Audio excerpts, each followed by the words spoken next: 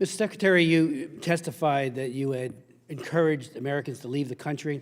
But, simultaneous with that was statements being made, including by President Biden, that Afghan's military capability was 300,000 men strong, and that they had the best training imaginable. So, at best, I would say they were misled.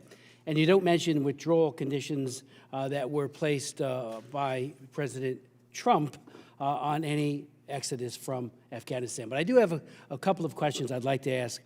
Did you concur and support President Biden's July 23rd phone call telling President Ghani to be untruthful about the Taliban's success? According to Reuters, which reviewed both the transcript and the audio, President Biden said, quote, "And there's a need, whether it be true or not, there is a need to project a different picture."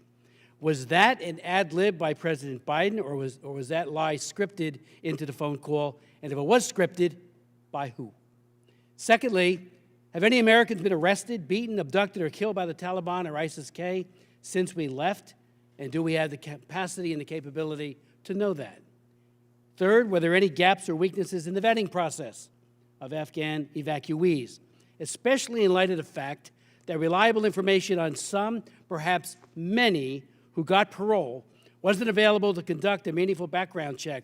Are you concerned that the Taliban may have embedded its members as evacuees? I visited our base at Fort Dix recently with some of the other members of Congress and our governor, and asked a number of questions.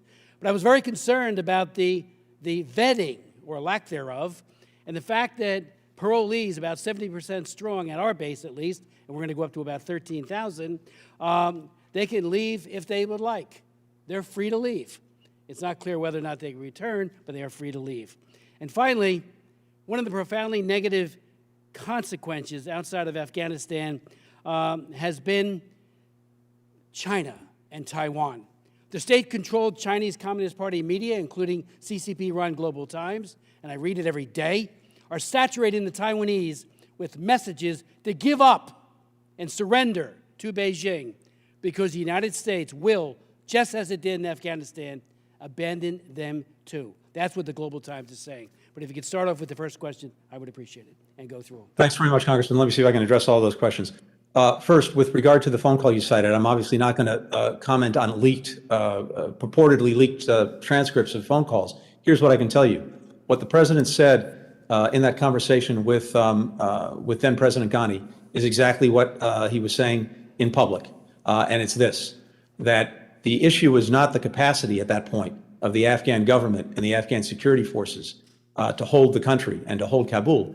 It was their will and whether they had a plan to do so. And we were concerned that they were not demonstrating that will or that plan. He pressed President Ghani on the need to consolidate his forces based on the military advice from our military leaders to make sure that he could defend the places that needed defending and not overstretch those forces. And he needed to bring people together. I understand that, but my question is about the truthfulness. That's what he said. I only got a few minutes. Whether or not it's true or not. If I can. Was it a real, is the transcript untrue? Again, I'm not commenting on any purportedly leaked transcripts. I'm telling you what, based on my knowledge of the conversation the president said, and what he said is exactly what he said in public.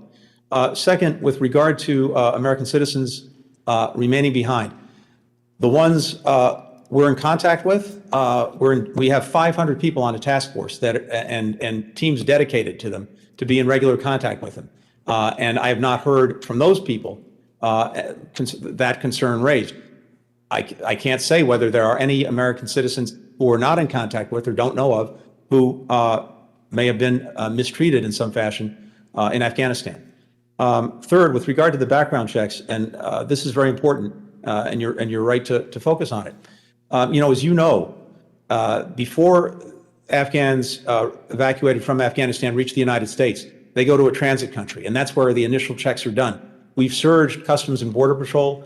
We've surged our intelligence and law enforcement capacity to do those initial checks. And then when they get to the United States, first at a military base, those checks are continued using all of law enforcement, intelligence, security agencies to do that, so that we can make sure that we are not letting anyone into the country who could pose a threat or a risk. It's exactly that balance that's so important as well in the SIV program. We all want to bring Afghans at risk into the United States. We also have an obligation that you rightly point out to the security of our fellow citizens. Finally, on China and Taiwan, as I said earlier, whatever protestations they may be making in newspapers or in their propaganda,